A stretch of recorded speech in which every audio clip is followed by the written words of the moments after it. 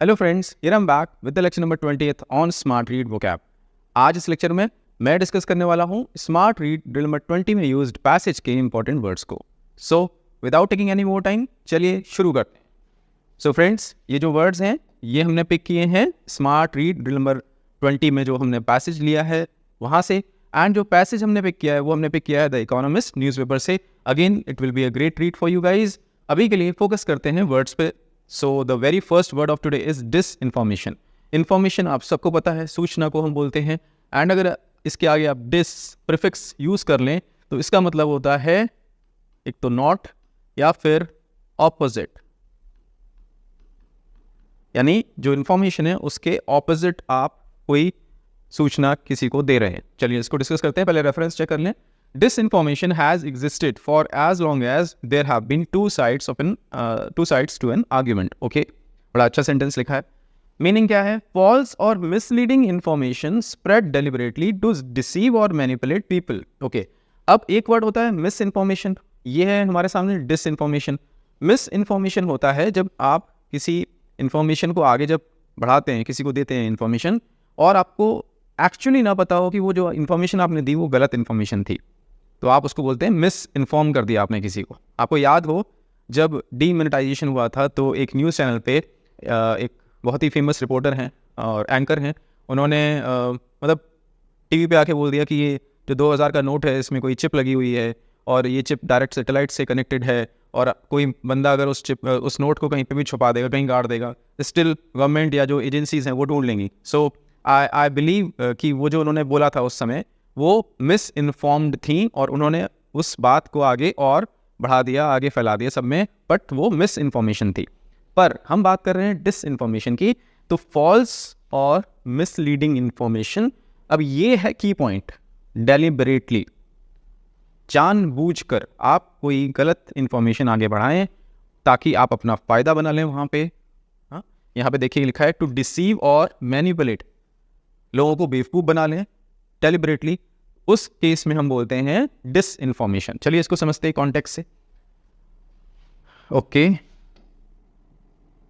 Video देखो। Allopathy एक ऐसी स्टूपिड और दिवालिया साइंस है, लाखों लोगों की मौत एलोपैथी की दवा खाने से हुई है। अब इस छोटी सी क्लिप में अगर आप सुन पाए तो बाबा रामदेव जी क्या बोल रहे थे?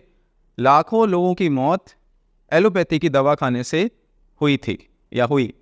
कोविड के टाइम पे, आई थिंक 2021 की बात है, कोविड के टाइम पे इन्होंने कोविड से बचने के लिए अपना एक ब्रांड लॉन्च किया, कोरोनिल, और उसको प्रमोट करने के चक्कर में उसको और ज़्यादा प्रमोशन मिले तो उन्होंने सेंसेशन क्रिएट करने के पर्पज से क्या किया, इन्होंने एलोपैथी को कम्प्लीटली रिडिक्यूल कर दिया कि एलोपैथी तो कुछ भी नहीं होती है, जो भी लोग एलोपैथी खा रहे हैं वो मर रहे हैं, है ना। तो ये इन्होंने बेसिकली क्या किया, रामदेव जिस स्टेचर के बंदे हैं, जो इनका काम है पतंजलि में, जो इन्होंने किया है ऑलरेडी, आई डोंट थिंक कि इनको ये चीज़ पहले से नहीं पता कि ये क्या बोलने वाले हैं या क्या बोल रहे हैं।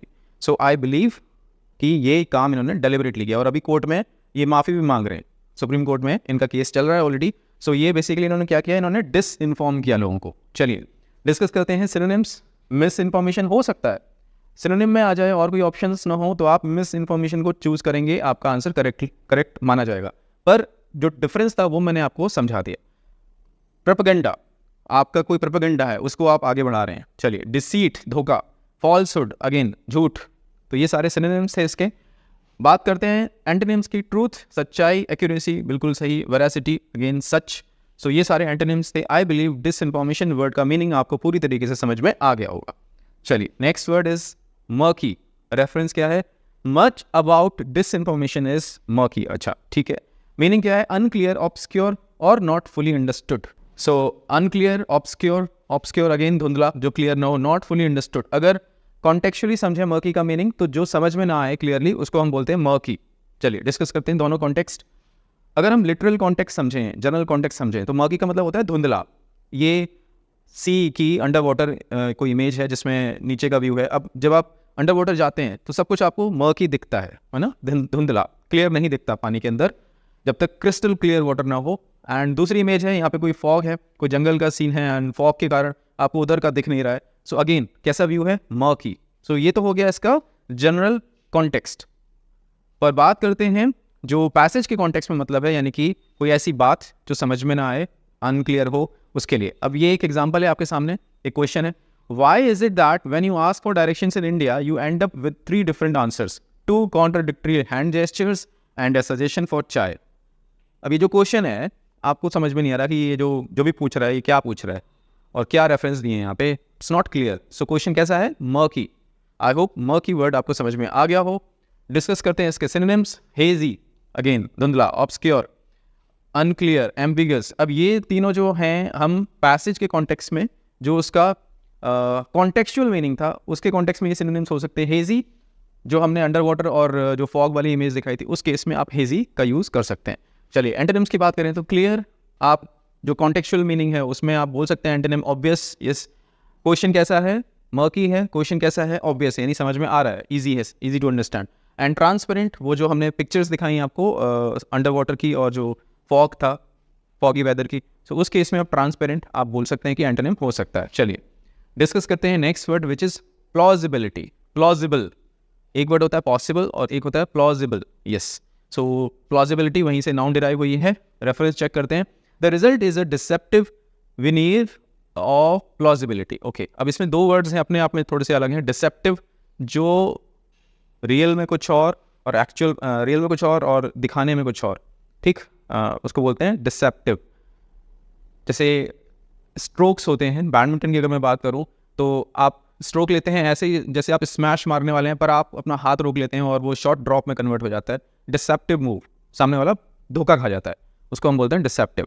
एंड विनियर, विनियर क्या होते हैं बेसिकली, लिटरल कॉन्टेक्स्ट में अगर मैं बात करूं तो आपने घरों में देखा होगा, अगर हम नॉर्मल वुड का भी अगर फर्नीचर बनवाएं पर ऊपर से जो उसके थिन लेयर ऑफ वुड की लग जाती है, जिसको हम माइका बोलते हैं, शाइनिंग और बड़ी अच्छी अच्छी डिज़ाइंस अवेलेबल है मार्केट में, तो आपको वो जो आपका जो फर्नीचर है वो और ज़्यादा बेहतर लगने लगता है। एक्चुअली वो है नहीं पर लगने लगता है। वॉल पे जब नमी आ जाती है, फंगस आ जाती है, तो घर वाले क्या करते हैं, लोग जनरली क्या करते हैं, वॉलपेपर लगवा देते हैं।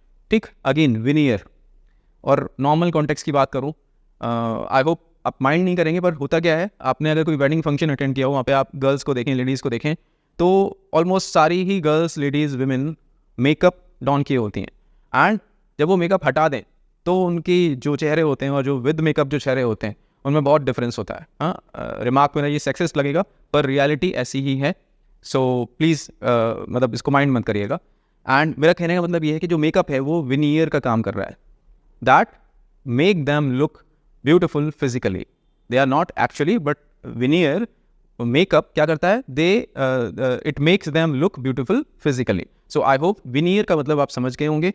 Deceptive veneer of plausibility. चलिए मीनिंग चेक करते हैं। The appearance of being reasonable और बिलीवेबल। ओके, हम बात कर रहे थे प्लॉजिबिलिटी की। The appearance of being reasonable और बिलीवेबल, यानी कोई ऐसी चीज़ जो आपको विश्वसनीय लगे, तर्क संगत लगे, यानी बात ठीक कह रहा है सामने वाला, ऐसा हो सकता है कि उसके साथ ऐसा हुआ हो, उन कॉन्टेक्स्ट में हम बोलते हैं प्लॉजिबिलिटी को। हाँ, कि सामने वाले का जो रीज़न है वो कैसा है, प्लॉजिबल है। ओके, चलिए डिस्कस करते हैं इसको एग्जाम्पल के साथ। अब ये 2 इमेजेस हैं। एक इमेज है दुबई की, यूएई में जो सिटी है दुबई, वेरी फेमस, एंड ये हमारी सिटी है कानपुर की। अब एक कॉन्टेक्स्ट लेता हूँ मैं, एक एग्जाम्पल लेता हूँ मैं। आप मान लीजिए कि आप यहाँ पे अभी कानपुर में आप वर्किंग हैं, किसी ऑफिस में आप काम करते हैं और आप ऑफिस आते हैं लेट। आप बॉस से बोलते हैं या अपने सीनियर से बोलते हैं कि सर मैं लेट हो गया बिकॉज सड़क पे 2 सांड आपस में लड़ रहे थे और जाम लग गया, ट्रैफिक जाम हो गया। ठीक, तो बॉस क्या बोलेगा, यस ठीक है, इट्स ओके, प्लॉजिबल है, यानी कि जो तुम्हारी बात है वो प्लॉजिबल है, यानी रीजनेबल है, तर्क संगत है। हाँ, पर यही चीज़ अगर आप दुबई में बोलें अपने सीनियर से, अपने बॉस से, सो वहाँ पे ये कैसा हो जाएगा, it will not be taken. ये जो आपने जो एक्सक्यूज़ दिया उसे माना नहीं जाएगा, बिकॉज दुबई में ये चीज़ प्लॉजिबल नहीं है कि 2 सांड आपस में लड़ रहे हो और उसके कारण ट्रैफिक जाम लग जाए, उसके कारण लोग ऑफिस के लिए लेट हो जाए। ठीक है, आई होप आपको समझ में आ गया हो। पर ये सीन दुबई में इस तरीके के सीन्स भी प्लॉजिबल नहीं हुआ करते थे, पर अभी रिसेंटली जो हुआ दुबई में, अगर आपने न्यूज़ पढ़ी हो या देखा हो, दुबई में बाढ़ आ गई। पर अभी जो हुआ उससे पहले अगर आप बोलते कि दुबई में बाढ़ आ गई और मैं घर से नहीं निकल पाया या मैं दूसरे सिटी नहीं पहुंच पाया बिकॉज दुबई में बाढ़ आ गई, तो अगेन ये प्लॉजिबल नहीं माना जाता। पर अभी जब ये हो गया, आगे फ्यूचर में प्लॉजिबल माना जाएगा। चलिए, आई होप आपको प्लॉजिबल वर्ड पूरी तरीके से समझ में आ गया होगा। डिस्कस करते हैं इसके synonyms and antonyms. Credibility, believability यानी भरोसे करने लायक, लाइकलीहुड यानी ऐसा हो सकता है। चलिए, एंटोनिम्स की बात करें तो इम्प्रोबेबिलिटी, संभावना बहुत कम है। इनक्रेडिबिलिटी यानी कि विश्वास करने की संभावना या विश्वास करने लायक बात नहीं है। चलिए, आई होप आपको प्लॉजिबिलिटी पूरी तरीके से समझ में आ गया हो। Yes, unprecedented, next word is unprecedented यानी कि जैसा पहले कभी ना हुआ हो, अनपैरेलल्ड। ठीक, डिस्कस करते हैं reference. But it has not yet revealed itself as an unprecedented and unassailable threat. Okay, unprecedented and unassailable अभी हम डिस्कस करेंगे, तो अभी हम केवल अनप्रेसिडेंटेड को डिस्कस करते हैं। मीनिंग क्या लिखा है? नेवर डन और नोन बिफोर, न तो हुआ हो ना कभी आपने सुना हो ऐसा। अनपैरेलल्ड, पहले कभी नहीं हुआ हो, इसके जैसा कोई नहीं, अनपैरेलल्ड। ओके, दो एग्जांपल्स हैं हमारे सामने।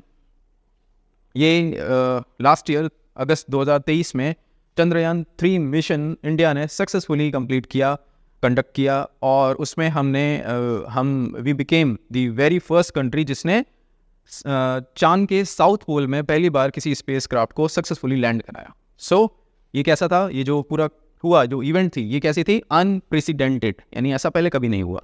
ओके, दूसरी तरफ ये जो इमेज है ये कोविड 2020 में जो लॉकडाउन लगा था हमारे देश में 21 दिनों का, उस समय आपने पढ़ा होगा, आपने सुना होगा, आपने देखा होगा न्यूज़ चैनल्स पे, हज़ारों लाखों लेबरर्स, वर्कर्स, माइग्रेंट्स क्या कर रहे थे? सड़क पे पैदल चल रहे थे, हज़ारों किलोमीटर पैदल चल के अपने किसी जगह जहाँ पे वो काम कर रहे हैं, मुंबई, पुणे और साउथ में, वहाँ से चल के वो बिहार, उत्तर प्रदेश, राजस्थान वगैरह पहुँच रहे थे। सो अगेन ये कैसा था? अनप्रेसिडेंटेड, ऐसा पहले कभी नहीं हुआ इस कंट्री में। सो दोनों सिनेरियो, एक पॉजिटिव केस में एक नेगेटिव केस में, मैंने आपको समझा दिए अनप्रेसिडेंटेड। चलिए डिस्कस करते हैं सिनोनिम्स। अनपैरेलल्ड ऑलरेडी वहाँ पे लिखा था, अनमैच्ड कोई मैच नहीं है, extra ordinary, unparalleled, extra ordinary. Sachin Tendulkar के केसेस में बोलते हैं, उनके जो रिकॉर्ड्स हैं कैसे हैं? अनप्रेसिडेंटेड। जो 100 जो सेंचुरी मारी वो कैसी थी? अनप्रेसिडेंटेड, पहले कभी नहीं हुआ ऐसा। पहली बार जब 200 रन मारे, अगेन अनप्रेसिडेंटेड, कभी नहीं हुआ। एंड दुबई में जो पहली बार फ्लड आई इस तरीके की, अनप्रेसिडेंटेड, वहाँ पे भी इस एग्जाम्पल को आप रिलेट कर सकते हैं। चलिए डिस्कस करते हैं एंटोनिम्स। कॉमन, आम बात, ऑर्डिनरी, टिपिकल, एक जैसा। ये तीनों एक जैसे हैं। टिपिकल यानी जो नॉर्मली होता रहता है। Yes, next word is unassailable. Assailable का मतलब होता है वल्नरेबल, यानी आप इतने वीक हैं कि आपको कोई आपके ऊपर कोई अटैक कर ले। आप इतने वीक हैं कोई भी आपको कटघरे में खड़ा कर दे, क्वेश्चन करे आपसे, एंड आप इतने वीक हैं कि कोई भी आपको हरा भी दे, डिफीट भी कर दे। असेलेबल, और उसके आगे आप प्रीफिक्स अन लगा दें तो आप हो जाते हैं अजय। हिंदी में वर्ड होता है हमारे पास अजय। चलिए डिस्कस करते हैं reference. But it has not yet revealed, अच्छा वही सेम सेंटेंस है जो हम ऑलरेडी डिस्कस कर चुके हैं। अनप्रेसिडेंटेड आया था, वहीं पे अनअसेलेबल लिखा हुआ था। मीनिंग है unable to be attacked, questioned और डिफीटेड, यानी न तो उस पर अटैक किया जा सके, कोई व्यक्ति, कोई चीज़, कोई सिचुएशन, ना उस पर क्वेश्चन किया जा सके और ना उसे हराया जा सके। चलिए, अनअसेलेबल। अब एक एग्जांपल है हमारे सामने, एक रेफरेंस है। How Israel and allied defences intercepted more than 300 Iranian missiles and drones. Israel के कॉन्टेक्स्ट में अभी रिसेंटली जो अटैक हुआ ईरान की तरफ से, 300 मिसाइल्स दागी गई इजराइल पे, और सारी की सारी मिसाइल्स इजराइल और अलाइड फोर्सेज ने मिल के इंटरसेप्ट कर दी, नलीफाई कर दी, उनके अटैक को पूरी तरीके से नल एंड वॉइड कर दिया। ठीक, सो इजराइल कैसा है मिलिट्री के कॉन्टेक्स्ट में, उसकी जो सेफ्टी है कंट्री की, उसके कॉन्टेक्स्ट में इजराइल कैसा है? अनअसेलेबल, अजय, उस पर आप अटैक नहीं कर सकते। यस, एक और एग्जांपल है हमारे सामने। ऑस्ट्रेलियन टीम 1990 से लेके 2005-7 तक ऑस्ट्रेलिया की टीम जो थी वो कैसी मानी जाती थी? अनअसेलेबल, यानी कोई भी इवेंट हो, कोई भी क्रिकेट की इवेंट हो, टेस्ट क्रिकेट हो, वनडे क्रिकेट हो, हर जगह ऑस्ट्रेलिया ही ऑस्ट्रेलिया, मतलब ऑलमोस्ट सारी इवेंट्स उन्होंने ही जीती। Back to back 3 world cup जीते, एशेज जीती लगातार। तो आप कह सकते हैं कि जो टीम थी ऑस्ट्रेलिया की, आज भी आप देखें कि मैक्सिमम सीरीज ऑस्ट्रेलिया ही जीतती है, आईसीसी टूर्नामेंट मैक्सिमम ऑस्ट्रेलिया ही जीत जाती है। तो अनअसेलेबल टीम ऑस्ट्रेलिया के केस में आप बोल सकते हैं। चलिए डिस्कस करते हैं सिनोनिम्स। इनवल्नरेबल, इम्प्रैग्नेबल, अभेद्य, इनडिस्प्यूटेबल, यानी इस पर कोई भी क्वेश्चन नहीं उठाया जा सकता। सिनोनिम्स की बात, एंटोनिम्स की बात करें तो वल्नरेबल, डिस्प्यूटेबल एंड क्वेश्चनेबल, ये हम ऑलरेडी डिस्कस कर चुके हैं। चलिए, this is it. Now what you need to do, as always आपको जाना है smart read drill number 20th पे, अटेम्प्ट करनी है पूरी exercise with utmost focus of yours, and उसके बाद जब रिजल्ट स्क्रीन आए, पहले तो स्मार्ट रीड ड्रिल नंबर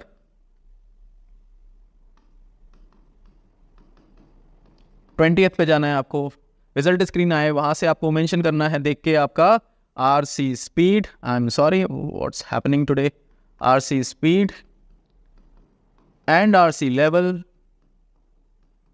और आपको दोनों चीज़ें मेंशन कर देनी हैं कमेंट सेक्शन में, so that I can check, I can assess, I can gauge your performance and I can help accordingly. अगर आप ऐसा करते हैं, बिलीव यू मी गाइज, ये आपके लिए बहुत ही बेनिफिशियल होने वाला है, बिकॉज उस सिनेरियो में हम और आप मिल के डिस्कस कर रहे होंगे कि और ज़्यादा आपकी रीडिंग कॉम्प्रिहेंशन स्किल्स को और ज़्यादा बेटर कैसे किया जा सकता है। सो इसी के साथ मैं हमेशा जैसे कि अपना नंबर शेयर करता हूँ, I am available in WhatsApp on this number. CLAT को लेके या किसी और लॉ एग्जाम को लेके, if you have any questions, any queries, any concern regarding your preparation, I am available on this number on WhatsApp. Please feel free to reach out to me. I'll get back to you as soon as possible. So this is it. जल्दी मिलता हूँ नए lectures के साथ, नए videos के साथ, नए वर्ड्स के साथ. Take care.